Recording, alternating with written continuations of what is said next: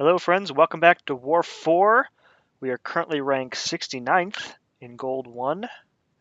Today we're taking on WW, Os Revoltados. I think that W is actually a Korean currency symbol, but so they are also ranked Gold 1, pretty close to us in War rating, so let's get right into it. We're switching out Ghost Rider today for Killmonger, as I don't see any obvious villains on my path that I would need to take in Blade 4, so get that nice healing synergy. Taking a bit of a different path today, since the person who usually does 8 was having some connection issues. I went ahead and took 8 in the first section. So a little bit different nodes. First up is a Magneto, and it looks like only a 345 as my hits are doing some pretty good damage. I would be shocked to see anybody who ranked up Magneto to 455, unless you had one of those rank up gems from the variant difficulty. So it is possible, as you just saw, to evade his special 1, and it's tricky. You have to dodge his initial medium, and then wait for his swipe, which you will be clear of, and then just dodge the projectile, and that will leave you close enough to him that you can go in and punish. But if you are far away, he will block or parry you, and then you get screwed. All right, so this is just another diversity node, Pessimist, and it is a Moon Knight. Now I couldn't remember because nobody remembers what phase of the moon he's in right now. I have no idea what those icons mean. I didn't want to get screwed by the evade phase, so I was pretty much sticking to 4-hit combos and backing off 3-hit combos where necessary, because his evade is irritating. And I think after the fact I checked, and this is the phase where he has a chance to stun you if he hits you. So I really didn't need to be concerned, but it never hurts to be safe. Otherwise, he goes down pretty much without a fight. I always prefer to dodge his special 2. It's much easier. All right, on the Buffet mini-boss node, back on path 7, we have a Cable, 455. Pretty easy fight here. So we go in, get off a nice 5-hit, and then another 5-hit. So with Cable, until I get the Petrifies up, you do kind of have to be careful with that power gain, because it's kind of like a little bit of power over a long period of time. And if you let it go, and you push him too far up with your power with your hits, there's always the danger that he could push himself over a bar of power on his own and then activate another power gain, and then you're just compounding the problem. So luckily, my third debuff up here is a Petrify, so the power gain and the Buffet are cut in half now. You can't really punish his special 2, but you can dodge it fully. And I'm not sure if I dodge his special 1. I usually don't in War, just to play it safe.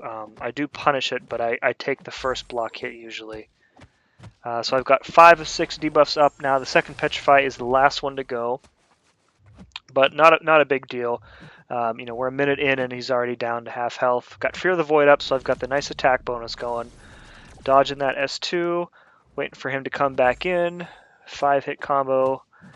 Buffet is canceled out at this point, so it's really just a matter of making sure that I don't get hit and nailed by a special attack. I forget, if you get hit by his special 1, there's no damage over time, but I think his special 2 might have an Incinerate, and Void's immune to that anyway, so it really wouldn't be that dangerous. So, all right, moving on. This is the Armor Up node. No Black Panther this time. This is actually a Doc Ock, a champ that sometimes I struggle with because his animations and his reach are really tough to get used to when you compare him to other champions. So I tend to play very conservatively, and I usually take a lot of blocked hits trying to dex back. So he's really interested in throwing his heavy attacks and not his special 1. So I don't really want to push him to his special 2. I'm trying to go in for the punishment when he's still in the air on his bounce back. A couple wars ago I got parried, I think because I went in late on a punish. And I didn't want to make that same mistake again here. So the fight is pretty much over at this point. He has switched from his heavies to his special 1, which is good for me. Pushing him close to his special 2 so that I can push him over with my next 5-hit combo, and one more special 1 should take him out. Kaboom. Alrighty, on the Arc Overload node, this is an unduped 6-star King Groot. King Groot doesn't have his built-in regen, of course, because he's unduped, but he still has quite a bit of health, and you'll see this fight goes similarly to the way other fights with a King Groot has gone on this node, where it doesn't look like at the start of the fight that I'm doing much damage at all, but once I get the Petrifies up, you'll see his health just start to, slowly dwindle away until he dies. As always, when you fight a King Groot, when he has his Furies up, he will eat most debuffs that you place on him, and that'll take away a Fury. That includes the parry stun, of course. Typically, I don't really play around this. You can hold your special 1 until his Fury phase ends, but I'd say, why chance it? Why waste your special attacks, which are additional damage? If he loses a Fury, that's fine. That's less block damage that you're going to take. That's less regular damage if you get tagged. So I really just play this fight normally. I think when I watch Brian Grant do this fight with Void, he will try and play around the Fury phase, and that's fine. Just a little too complicated of a fight. Makes it too complex for me. So. And as you can see, so we've got Fear the Void up. Fight is half over time-wise, and he's got about a third of his health left. And it's about to be much lower. So he ate that first Petrify after the Fear the Void. Second debuff sticks, finally. So he's degenning again. Just trying to, keep at it. I do take a couple hits there. I don't really know what happened. I was probably trying to dex back and just took my finger off screen too quickly. And he's just about dead. This last hit should do it. And he's down. Alright, last fight of the war is a Green Goblin mini-boss. I was awake early enough, I guess, that I was able to take this mini before my teammate on Path 8 was able to get to him. Green Goblin, a fight that I've completed on this node, many times. Very popular choice. I don't really have anything new to say about Green Goblin, other than really nothing. he's a pretty easy fight.